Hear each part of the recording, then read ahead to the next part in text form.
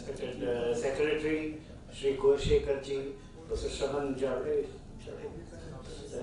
Javadekar is different. Yeah, Mr. Subrit Nagaraju, and all the esteemed academicians and industrialists and colleagues from e-lets and digital media. Thanks for having me here.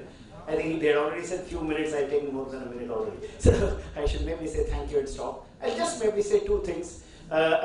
What is to be said as far as what is happening with education, the problems from the government to industry to needs of education already was mentioned by Madam, and the social issues of it and the impact was mentioned by Shri Gurugram ji. So I just want to say once again, give some perspective of why are we all talking about this, and can we do something and in the next 2 minutes. So I'm sure we all know that today we need to remind ourselves every time what is the challenging task that education is giving us. We have 1,335 million people in this country.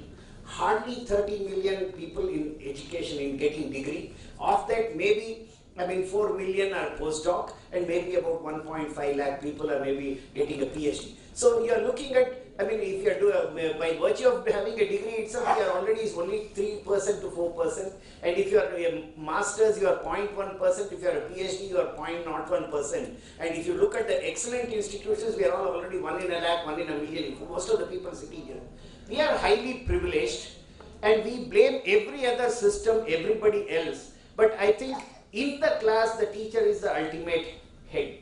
And so if in the class with all the freedom of digital learning, so we are talking of education 4.0, we are talking of industrial 4.0, so it's saying how do we bring the man and the machine together, seamlessly align them to deliver quality education. Again, education 4.0 says that education anywhere, anytime, at any way I want to have it. And again, education learner-centric. So for that transformation to happen, first and foremost, we have to transform our thinking.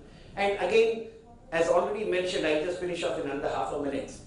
They have all spoken about knowledge, skill, education. And so what is this 21st century education? Therefore, as already mentioned by all of them, says education has to be, first of all, there has to be a foundation, fundamentals, content should be there. It cannot be just like that without foundation. I cannot study a skill in thin air, as also Professor Gurugram mentioned. It is like looking at an elephant. Somebody is looking at the trunk, somebody at the ear, somebody at the leg. It needs to be integrated seamlessly. So there has to be a foundation. The foundation has to meet the aspiration of the children, aspiration of the parents, aspiration of the local society, aspiration of the industry, and also aspiration of the society at large. All this has to go into the 21st century, and plus it has to be still learner-centric. To enable that, learning should not be a drudgery, but it should become a joy.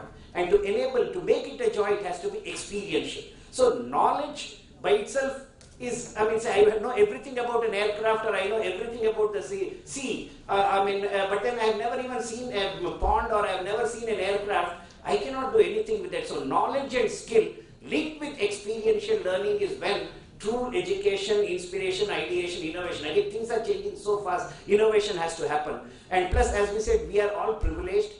All constraints are no constraint, honestly. If we seriously want to deliver education, it is truly unlimited opportunity for us. Let us make sure we make use of this opportunity and we can deliver quality education to the students, and the whole world is looking at India, as I said, because we have our demographic dividend. But unfortunately, innovation, as Madam rightly mentioned, all we are doing is we are delivering content to some, but then innovation can only happen when it is free. So autonomy cannot be constrained. It has to, so education should be free. It should nurture inquiry, and that can again only happen with, as I said. And unfortunately, don't blindly go by industry. Again, Adobe is here. And see, whole of India today, if you look at the top 2,000 companies, only 21 Indian companies figure in the innovation. 200 is from China. So, and unfortunately, therefore, education cannot be dictated by, and as youngest faculty in Cambridge, MIT, Stanford, nobody gives him a syllabus.